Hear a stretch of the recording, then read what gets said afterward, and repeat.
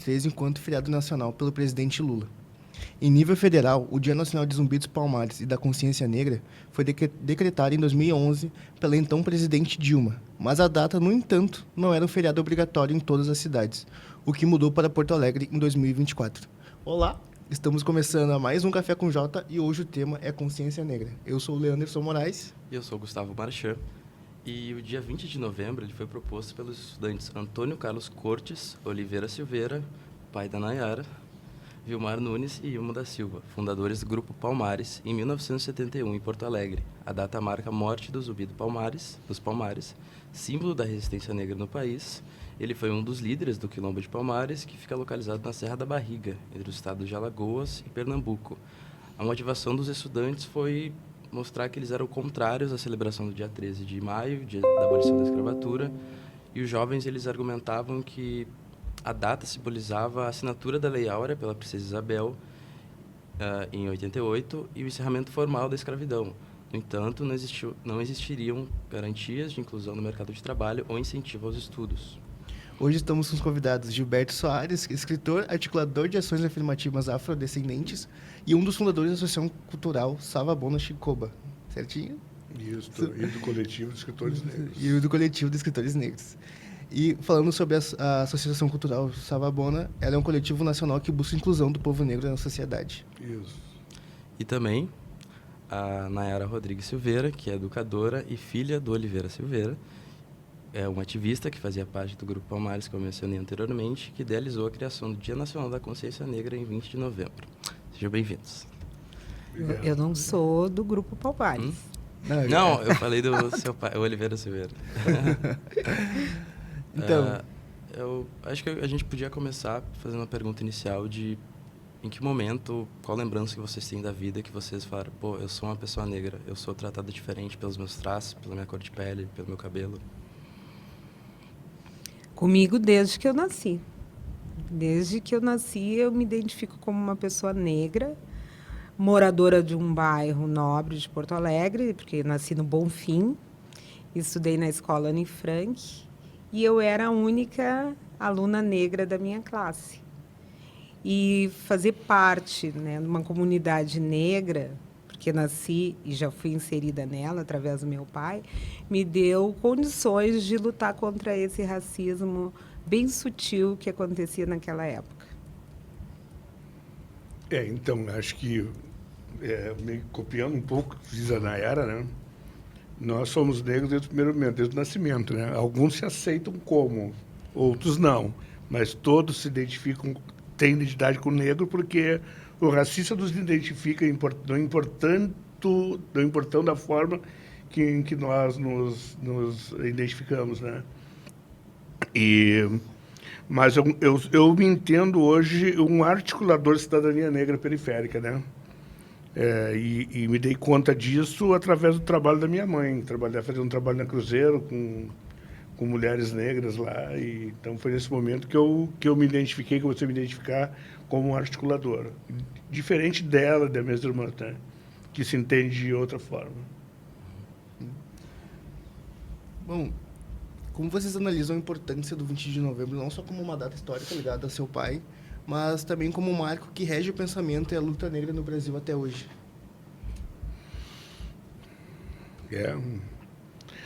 O 20 de novembro, primeiro, ele marca, ele reverencia a luta dos nossos ancestrais, né? Oliveira Silveira, entre muitos outros, né?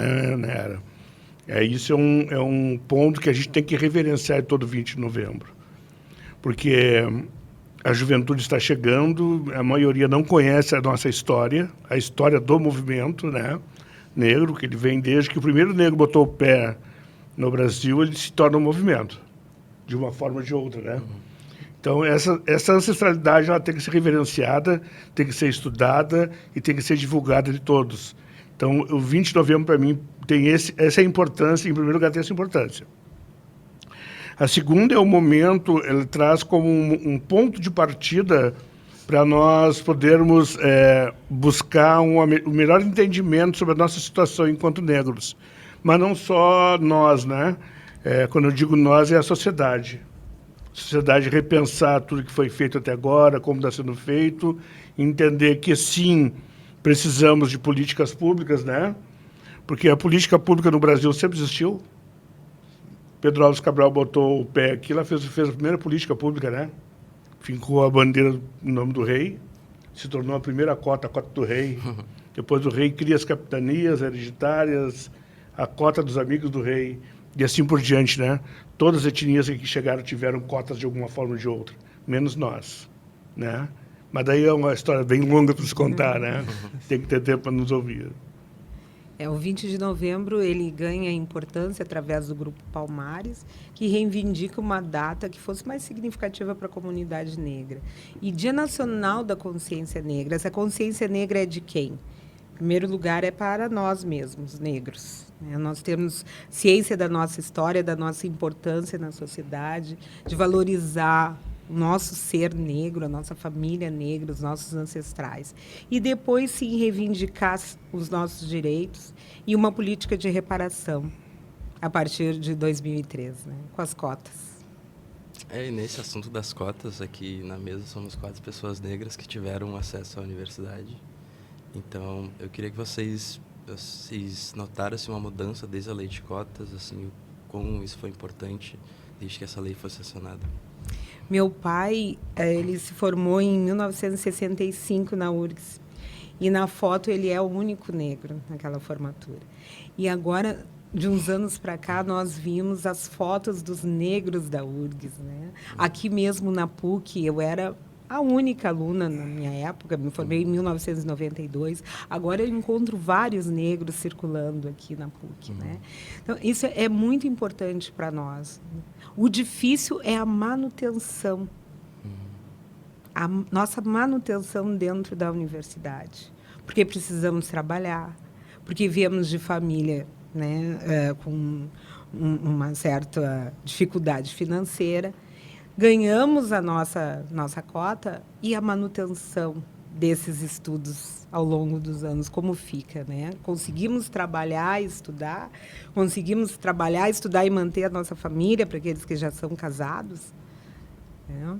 Esse olhar eu ainda acho muito importante, né? Estabelecer horários com maior facilidade para os estudantes, né?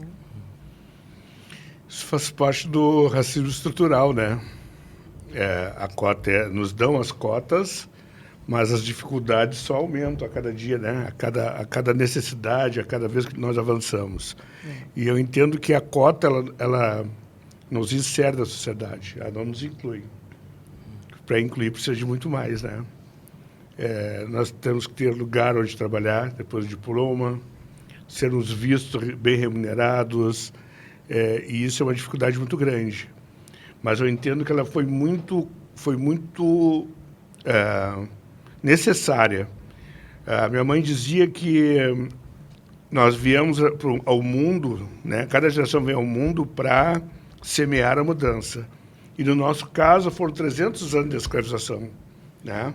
Vamos levar, e aí já não é eu que diz, os estudos, né? Que nós vamos levar 10 gerações ou mais para conseguir começar a atingir a pré-equidade. Não é a equidade, é a pré-equidade, né?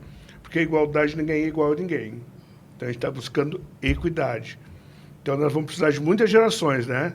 E o estudo, a formação, por mais colonial que ele seja, ele nos ajuda a evoluir, a avançar nessa sociedade racista que existe aqui, né?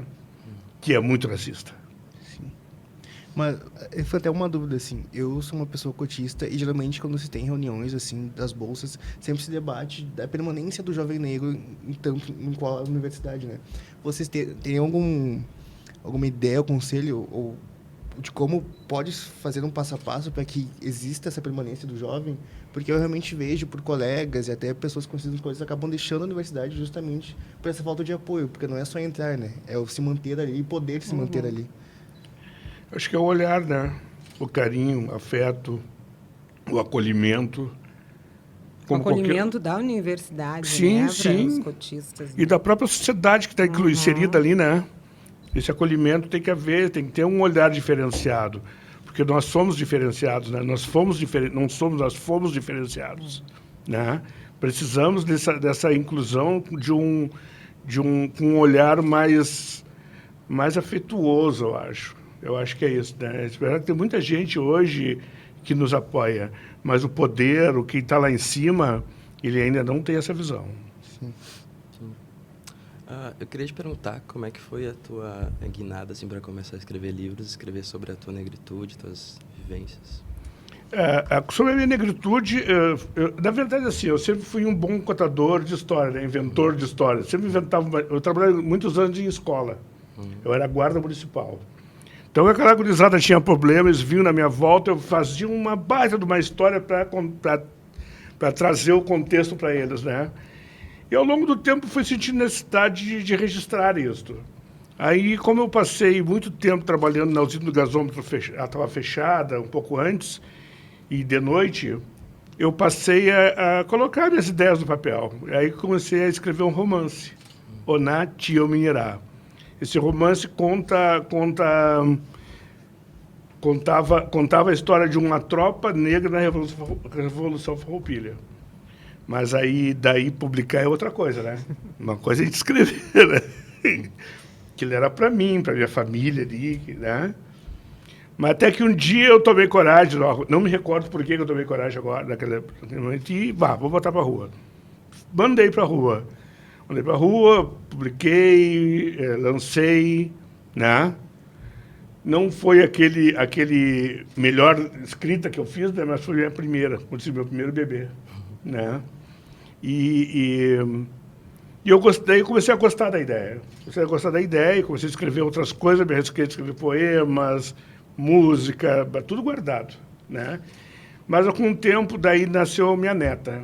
A minha neta o meu filho é um negro casado com uma mulher branca, né? E o meu medo era que ela, daqui a pouco, vai querer alisar o cabelo da minha neta, aquelas coisas todas que nós temos, né? E que eu disse, não vou brincar com a menor, eu gosto dela, né? Tem que gostar, não tem opção, né?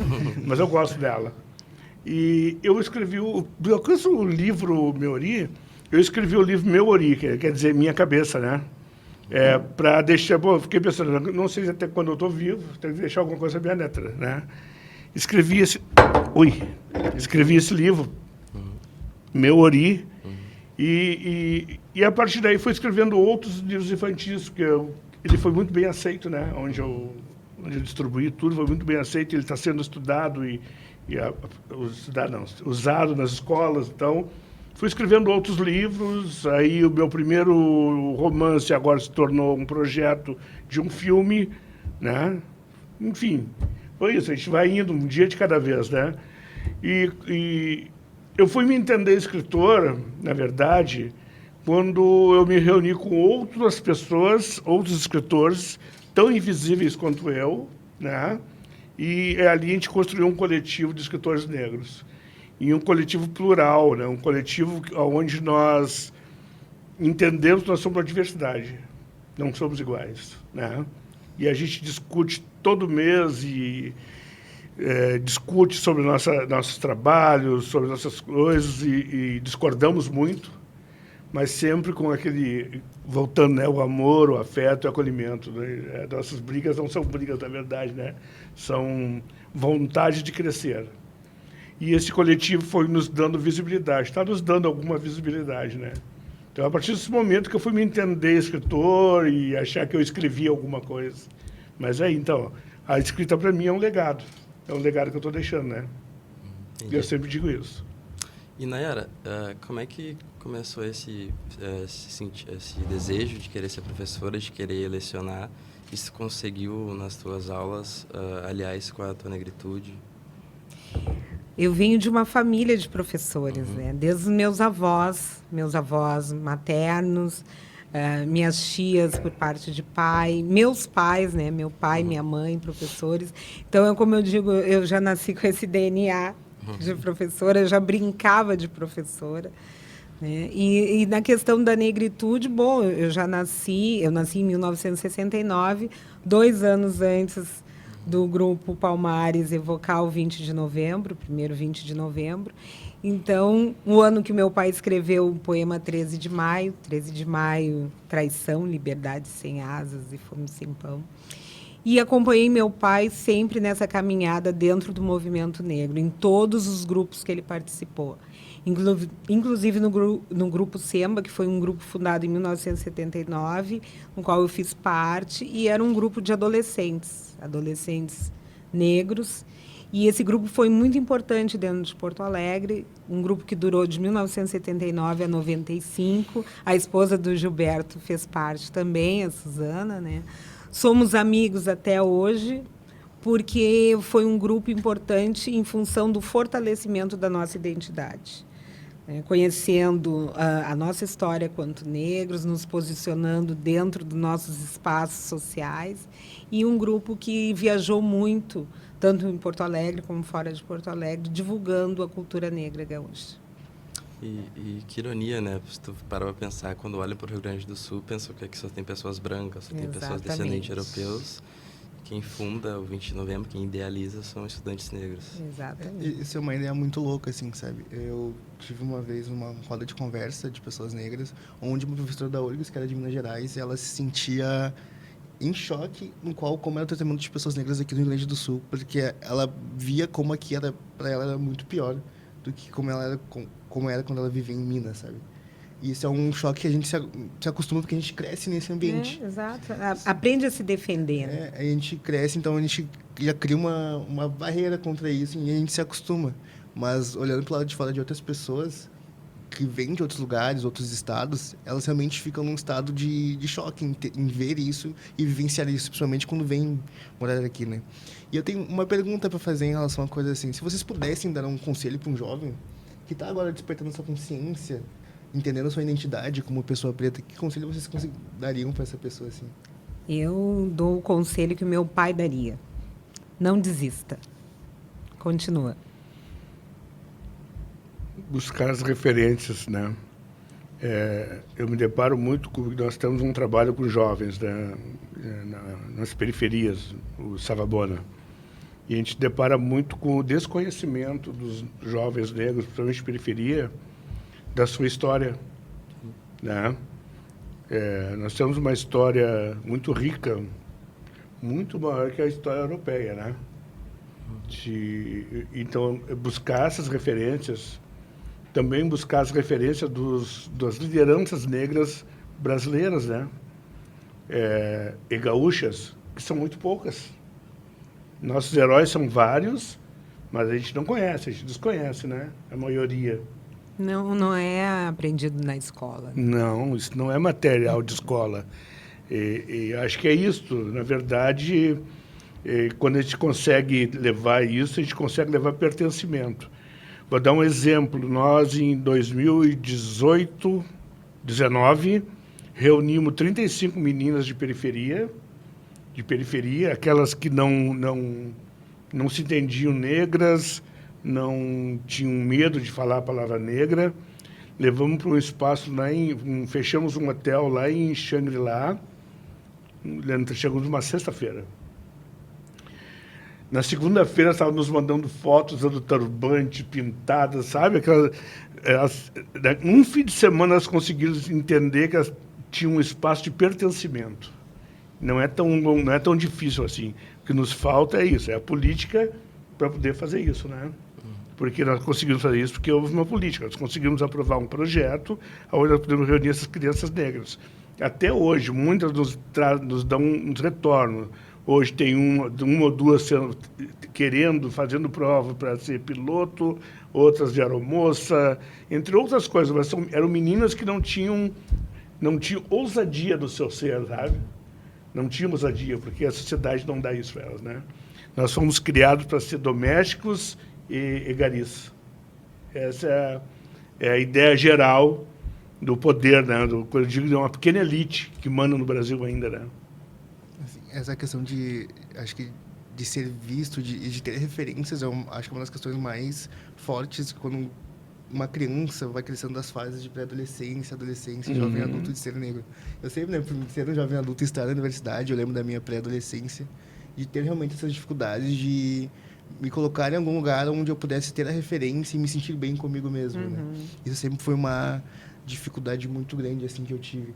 E eu imagino para vocês na época de vocês, assim, como é que Muito foi para mais vocês? difícil. Exato. Se na minha época já tinha um pouquinho, mesmo que pouco, assim, tivesse um pouco mais de conhecimento, já foi difícil. Como é que foi para vocês terem que lidar com isso, conforme foi passando a vida, assim? Se para vocês foi algo que... Acho que eu não vou falar de mim, eu vou falar que o 13 de maio, ele rompe um ciclo de onde nos mantinham cativos pela força, né?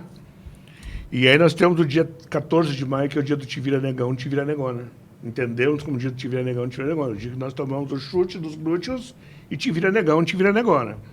A partir deste dia, nós não deixamos de ser cativos. Só que agora é pela necessidade de sobrevivência, né? A Mayara comentou que os alunos estão conseguindo entrar, nossos irmãos e alunos estão conseguindo entrar na faculdade, mas não se mantêm. Por quê? Não se mantêm pela necessidade de sobrevivência. Né? Tem que sobreviver. São muitas coisas que nos acometem. Nós não temos um pai que teve condição de estudar, são muito poucos, né? Minha mãe teve, mas estou generalizando isso. E ter um recurso suficiente para nos manter estudando, com computador, com uma boa internet. Nós não temos, com viagens, né? Chegar na faculdade, ter o mesmo jeito de fazer um lanche como qualquer outro faz. Nós temos que andar geralmente, né? Isso é difícil, meio que se esgueirando por essas vias aqui, né? Entre outras faculdades também, mesmo a pública, para poder chegar e pensar que ele não vai mudar a vida dele, vai mudar a vida de uma próxima geração. E assim por diante. No meu caso, o que me ajudou muito foi a questão do grupo, né? De fazer parte de um grupo de jovens negros, onde então nós trocávamos as nossas dificuldades e nos fortalecíamos, né? Entre nós mesmos. Pertencimento. Exatamente. A sensação de pertencer a algo, né? De não ser a única pessoa em um ambiente. Isso conta muito. Mas eu queria perguntar para vocês, a gente tá falando do Rio Grande do Sul, da vivência de vocês, mas a gente fez até um episódio no dia da Revolução Farroupilha sobre os lanceiros negros aqui no estado. E eu queria saber de vocês como é que foi conhecer essa história que há pouco tempo não era contada. Era sempre contada aquela história da Revolução, dos heróis, do Rio Grande do Sul contra o Império. A história é uma história muito triste. É uma história muito triste, que nós temos, sim, que nos apropriar dela, mas continuar por eles. Então, quando me questionam do acampamento Farroupilha, eu tenho lá um piquete pelo escuro. Esse lugar não é para nós, por que que nós vamos estar no acampamento Farroupilha? Esse lugar é nosso também. Nós também formamos o Rio Grande do Sul. Então, pelos lanceiros, nós temos que estar naquele espaço. Ele é nosso. Nós somos gaúchos, negros gaúchos, formadores desse estado. E precisamos, sim, ser vistos durante a Semana Farroupilha. Não só lembrando da parte triste, ela é importante, ela deve ser lembrada, reverenciada, mas nós temos que caminhar. E como fazer isso? É estando ali, lembrando, sim, desse passado difícil, desse passado triste, mas reverenciando os nossos lanceiros através das nossas crianças que vão dar continuidade à nossa história, que fazem parte desse Rio Grande. Então, o lugar de negro é em todo lugar. E lembrando que lanceiros somos todos nós, né? Somos massacrados ainda até hoje, né? O episódio é como se diz, é uma referência marcante para nós, negros, né? Mas se a gente olhar para os lados e a história, o negro chegou aqui com os primeiros colonizadores. Ele veio junto, e alguns até libertos, né? Fazendo e construindo esse Estado. A cultura gaúcha é criada em cima de muito da cultura negra. Música, dança, né? Culinária. Isso, ela é criada em cima da cultura negra. Aliás, a cultura gaúcha, em geral, ela é criada em cima da cultura negra, né? Porque quando se fala em tradicionalismo, a gente se pensa só do gaúcho ali vestido, mas ele é muito mais que isso. Aquele tradicionalismo ali está representando um pequeno grupo. Ele não representa toda a nossa sociedade, né? Nossa multiplicidade étnica, social, né? Enquanto gaúcho. Então, nós temos sim que estarmos lá. Eu também, em um certo momento, eu também dizia, não vou botar meus pés lá. Uhum. Mas daí eu fico pensando o quê? Pô, se eu não estiver lá, eu não mudo. Né? E é isso que a gente tem conversado, dialogado, né? E aí agora eu vou fazer uma reclamação, que é diferente da Semana da Consciência Negra de Porto Alegre. Né? Todos os anos acontece, muito bonita, mas ela não é construída pelo povo negro. Ela é construída pelo poder público para exaltar, se dizer parceiro, e entre outras coisas. Né?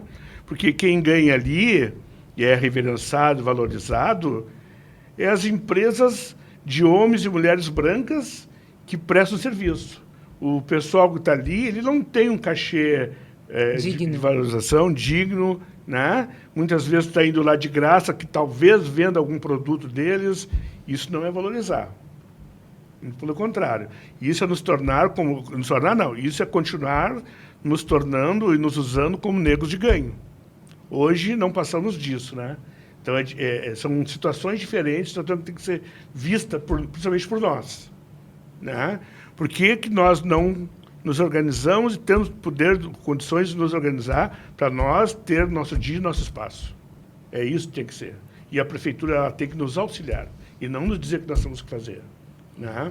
E eu não estou falando dessa prefeitura ou desse governo. Eu estou falando de várias governanças que passam ao longo do tempo.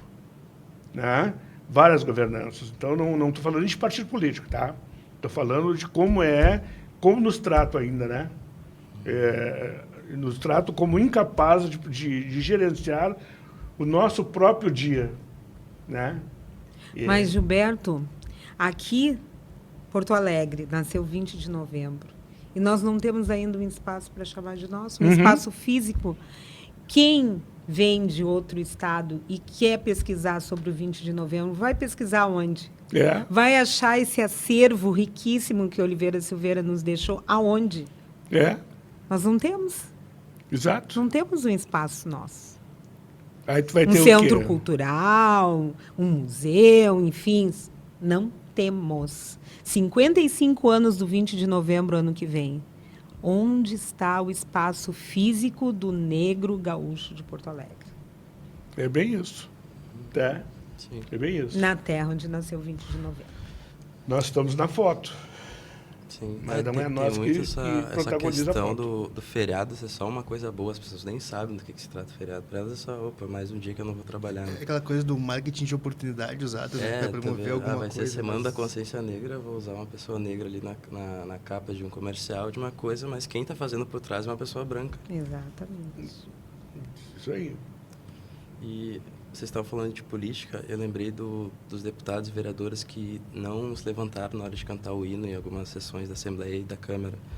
Eu queria perguntar para vocês, essa parte do hino que fala que o povo que...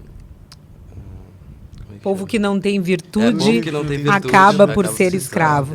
Oliveira Silveira propôs, e eu tenho esse documento, inclusive com a partitura alterada, né? Ele fez todo um projeto para mudança desse trecho, somente desse trecho do hino. Povo que é lança e virtude, a clava quer ver escravo. Não altera o ritmo, né? Valoriza todo o resto do hino, que tem o seu valor, ele reconhecia isso, mas essa parte nós não aceitamos. Então, o povo negro é um povo que não tem virtude. Quem é o escravo? É o negro. Então, o negro não tem virtude? É isso. Isso é um ponto bem forte. São muitas reflexões, né, a ser feita. Essa do acervo ainda está... me deixou chocado ainda. Não é? Eu canso de atender telefone. Meu WhatsApp ali está cheio de gente querendo pesquisar sobre o 20, querendo saber onde eu acho material. Não tem, a internet tem poucas coisas. Pois é, o acervo do Oliveira Silveira está na Universidade Federal do Rio Grande do Sul, que acolheu esse acervo por valorizar e achar que ele é importante, que deve ser digitalizado, estudado. Está lá. Mas até chegar na Universidade Federal, isso faz 2 anos, ele estava num apartamento da Oliveira Silveira, entre 4 paredes. Já esteve em Viamão, na casa de uma outra amiga minha, porque eu precisei reformar o apartamento, tive que levar todo o acervo para lá. E ele foi girando. E nisso tem toda a questão da umidade, da poeira, né? Efeito do cupim, traça. E um acervo que não existe em outro lugar. Tem documentos ali importantíssimos, fotos, registros de pesquisa de Oliveira Silveira, gravações, né? Discos em vinil. E esse material ele não juntou nesses anos todos para ficar guardado entre 4 paredes. Tenho certeza disso. Meu pai organizou esse acervo para que fosse disponibilizado para a comunidade geral. Sim. E aí, quando o poder ele é muito, ele tem uma forma muito fácil de nos invisibilizar, né? É nos negando esses acessos, né? Nós tínhamos o espaço Nilo Feijó. Centro Cultural, né? Tá lá Centro de abandonado. referência Nilo Feijó, É. na Avenida Ipiranga, 311.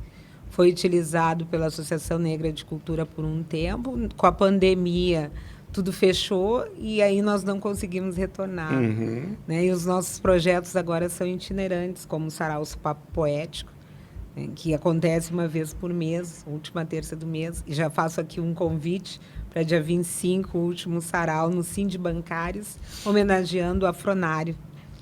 Então, todo mês nós fizemos o Sarau Papo Poético e agora, como não temos espaço, ele é itinerante. Ele acontece em escolas, em sindicatos, em outros locais. Bem interessante. Vou participar. Por favor, às 19 horas no Sind Bancários. Existe um movimento muito forte, tá? Um movimento muito forte. Então, são vários articuladores e várias formas, principalmente em Porto Alegre. Claro que o Rio Grande do Sul também tem, né? Cidades com um trabalho muito grande. Só que nós temos essa dificuldade de ter espaços, alguns hoje em dia estão conseguindo se transformar em ponto de cultura, mas não é para todos. Não é para todos, né? O reconhecimento está muito difícil ainda para que os nossos tenham esses espaços, né? E então a gente precisa muito desse falar, né? Ser ouvido, né? E ter o entendimento que nós temos que nos organizar coletivamente para buscar isso, né? Como estão fazendo para fazer o Museu do Negro, né? É isso, acho que é nos apoiar de uma forma ou de outra, né? De todas as formas, de todos os meios, de todos os grupos, nos apoiar, de alguma forma nos apoiar. A questão da coletividade tem que hoje se tornar um ponto forte entre nós, né? De nos fazer as trocas, as conversas, porque muitas vezes a gente conhece o trabalho do outro, mas não se conhece, né? Estou conhecendo vocês dois hoje, estou muito feliz. E eles por nos dois conhecendo jovens, e conhecendo o nosso trabalho, né, Isso. através dessa entrevista. Muito feliz porque eu estou conhecendo 2 jovens, então a gente tem certeza que vai ter herdeiros, né, de que a gente está fazendo, de uma forma ou de outra, é isso, entendeu? Mas se aproximar dos coletivos que tem muito coletivo, tem muita gente, tem muita liderança periférica fazendo trabalho, na qual eu venho ainda ontem eu fui conhecer algumas lideranças que eu não conhecia. Então, a gente se espanta que tem trabalho.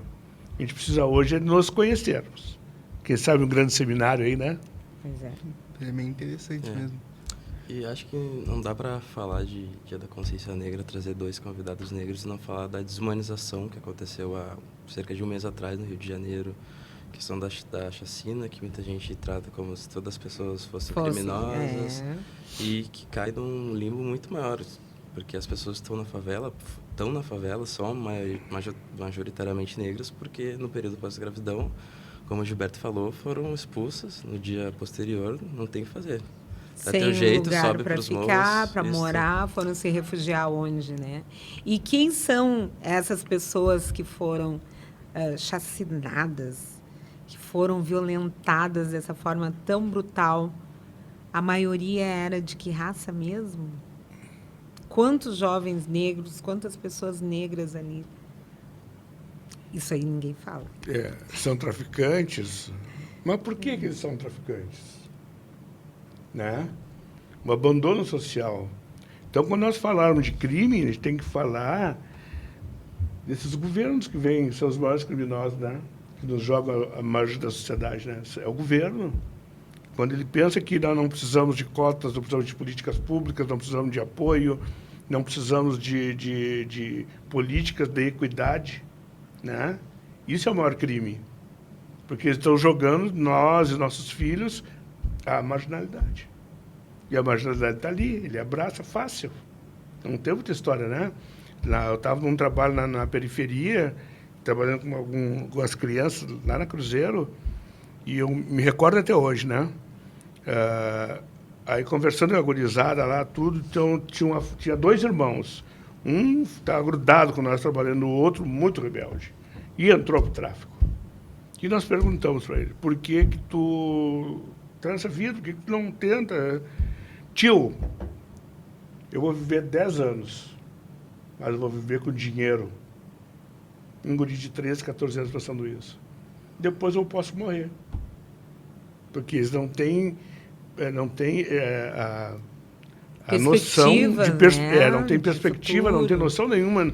E também a falta de levar a ousadia para essa gurizada, né? A ousadia no termo de crescer. Não existe na comunidade, entendeu? Porque eles têm que pensar no hoje. Eles não têm que pensar no amanhã. Não tem por que pensar no amanhã. Então, assim, a gente trabalha com esses jovens na periferia, a gente vê isso acontecendo. A gente vê aquelas crianças... Eu trabalhava, como disse, eu era guarda municipal. Trabalhando lá na Maria da Conceição, eu vi o guri morrer na minha frente, sem poder fazer nada. Né? Essas coisas que a gente fica impotente, mas quem tem poder de fazer isso não faz, de mudar isso não faz.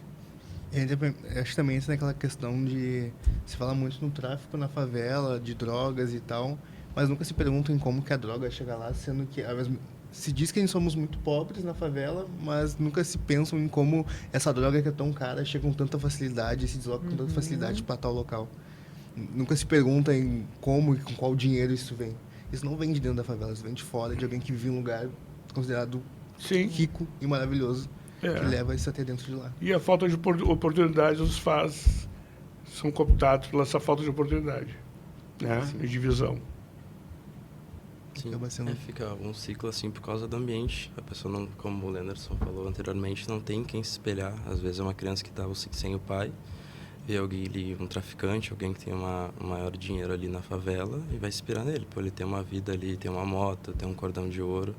Tudo por uma questão de status, de querer se... E falta de oportunidade de crescimento, né? Falta de oportunidade. Essa falta de poder sentir que tem a oportunidade de estar em algum lugar bom. Então, não é simplesmente ser o caminho mais fácil, mas é por não ter essa perspectiva de futuro, de não conseguir nem sabe que tem como, né? Exato, porque muitas vezes essa pessoa tem essa dificuldade já mesmo lá no ensino médio, fundamental, ela já sabe, entende por essas dificuldades que ela vive e para ela é muito difícil entender como ela pode sair dali de algumas formas diferentes, assim, sabe? É uma construção social que nunca foi feita para nós, né?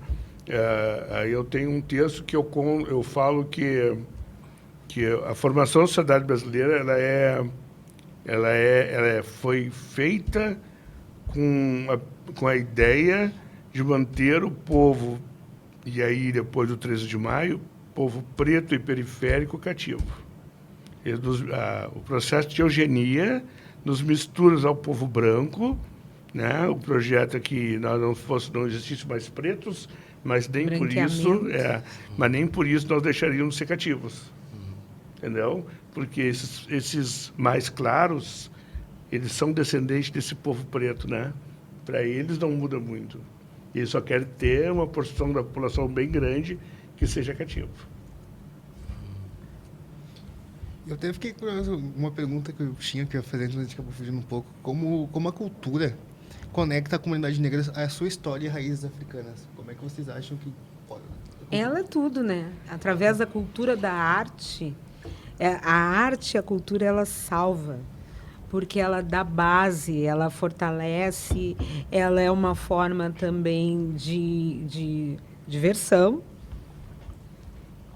através do esporte, através da música, através da poesia, da dança. Né? Quantos jovens vêm e participam dos grupos que aí estão, né? Slam, grupo afro, grupo de dança, enfim. Ali existe um fortalecimento. Eu acredito muito na arte na escola, a cultura. Eu sou muito adepta desse viés, porque vim daí. Né? Eu também fui criada nesse meio e é ali que eu me conheci como pessoa negra. O que nos restou foi ser criativos, né? Foi o que nos restou. Fora isto, nós não sobreviveríamos. É a criatividade em cima dos nossos dons, né? São muitos. Tem muito dom. No próprio coletivo Escritores Negros, eu estava esse dia conversando e lá numa discussão disse, olha, pessoal, nós temos profissão e dons. Né? Eu faço isso para ganhar dinheiro, mas meu dom é este. Eu sou escultor, eu sou escritor, mas para ganhar dinheiro eu sou produtor cultural. Produtor cultural é a minha profissão. Então, nós temos muitos dons. E é isso que a gente tem que descobrir, cada um de nós, né? O que te faz, além da profissão, todos nós negros e não negros temos, mas nós negros em especial. Porque é a forma mais fácil de nós fugir desse status que está hoje aí, né? O negro jogador, o negro artista, entre outras coisas, né? O negro que trabalha no escritório, mas lá no escritório ele consegue fazer uma produção de marketing diferenciada. Isso é dom, né? Então, nós temos que... A cultura, ela nos ajuda a colocar para a sociedade isso, né? E até nos sustentar também. Eu acho que é por meio da cultura que tudo meio que respira, muitas das vezes, né?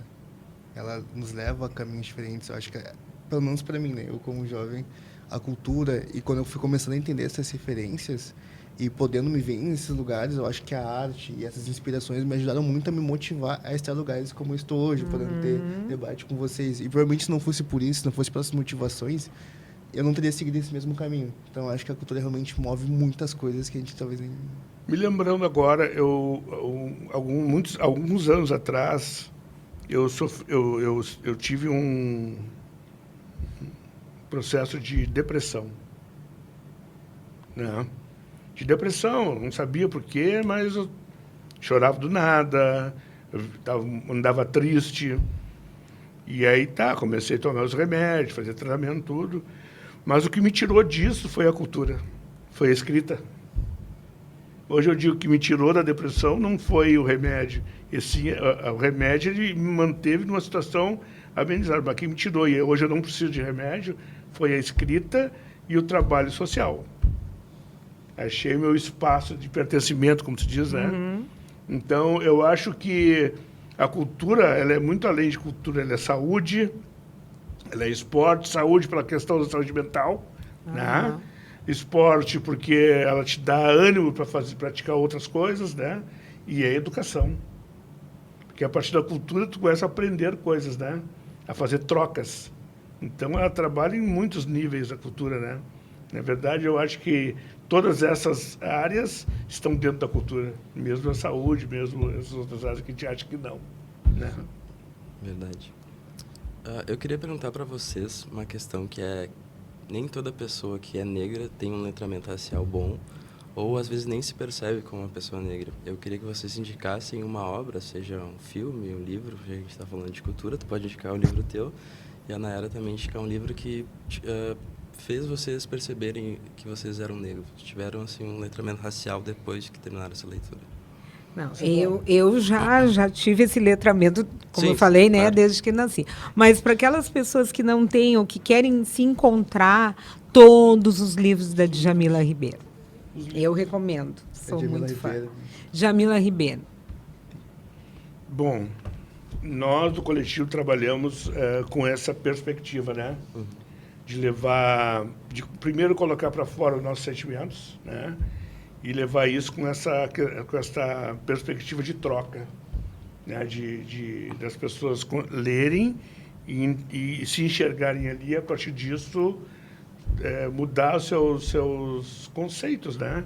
Eu, como escritor, então, escrevi o meu Ori, que é um livro para trabalhar com crianças, né?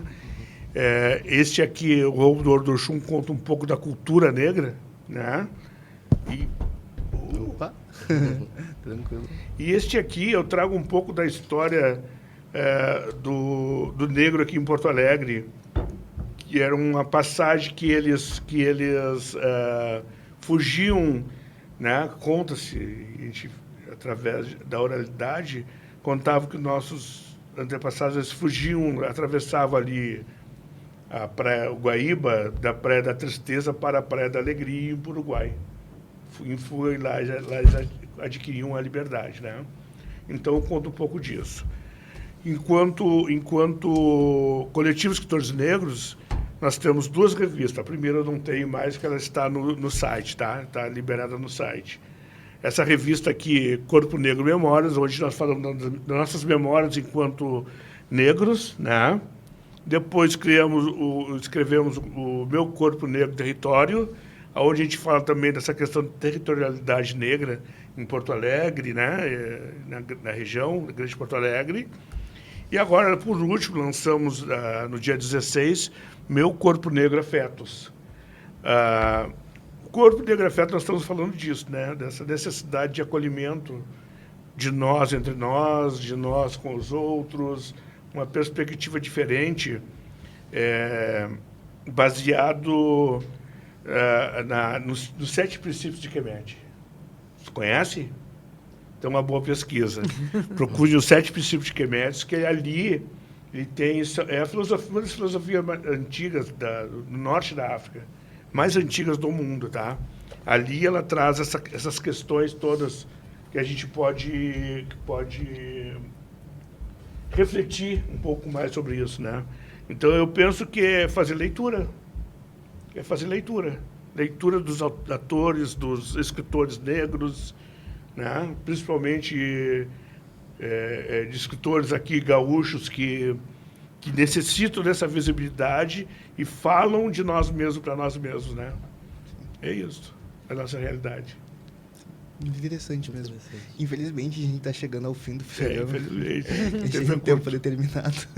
Eu agradeço o convite, né, de estar aqui conversando com vocês. É um prazer. Muito obrigado por esse Eu queria espaço. só uma... Oi, Isa, cheguei. A Isa é a produtora do nosso programa. Oi. Eu queria fazer uma última pergunta para vocês. Como que pessoas que não são negras podem ajudar na causa? É abraçar. É colar junto. Vem conosco. Tem um escritor nigeriano, eu sei dizer o nome dele de cor, agora não esqueci. Mas, enfim, ele diz que se o povo branco foi causador, e aí ele está dizendo uma elite, né? Foi o causador de todo esse sofrimento, ele tem que fazer parte agora da cura. Né? Vem junto.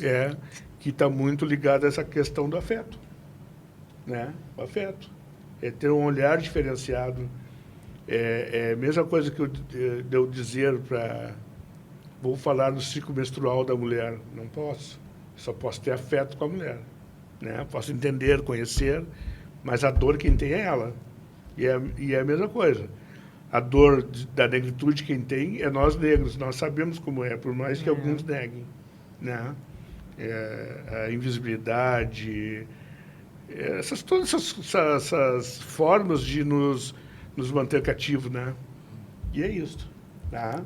Eu hoje já estou muito feliz com ela, né? O sorriso, a forma que nos tratou. Exatamente. Como né? É isso, a gente não quer muita coisa, entendeu? É se sentir pertencente ao espaço. E ela fez eu me sentir, quando eu cheguei aqui, ela e outro rapaz ali trabalhando, me fez me sentir assim, né? Pertencente também a esse local. Foi muito bem tratado. É simples, é fácil. Sim. A gente que agradece muito a presença de vocês aqui. Essa Obrigada. troca é muito importante para nós, principalmente para mim, para o Gustavo. Sim, com realmente. certeza. A gente agradece. Agregou demais. Então, para nós é de extrema importância, quanto mais conhecimento tivermos sobre isso, quanto mais essa troca com pessoas que tiveram mais vivência nisso, nos ajuda bastante a nos entender, a compreender e ajudar cada vez mais no futuro. Aí a gente tira 2 referências aqui, né? Verdade. Hoje, deixa eu fazer um convite, hoje o Coletivo Escritores Negros tem uma ação, na verdade, hoje nós estamos festejando o nosso 4º ano de coletivo na Biblioteca Pública, vai ter um sarau, são nossos convidados, tá? A partir das 20 horas. E eu convido para o Papo Poético, dia 25, às 19 horas, no Cine de Bancários, Não perca, homenageando, então, a Fronário. não perca, muito show. Verdade. Então, acho que chegamos ao final do programa, né? A gente agradece pela audiência, por toda pela presença dos nossos convidados. Se inscreva no nosso canal no LabJ, acompanhe semanalmente o café aqui no nosso canal do YouTube. Também nos siga no Instagram, @labj_famex. E até o próximo café.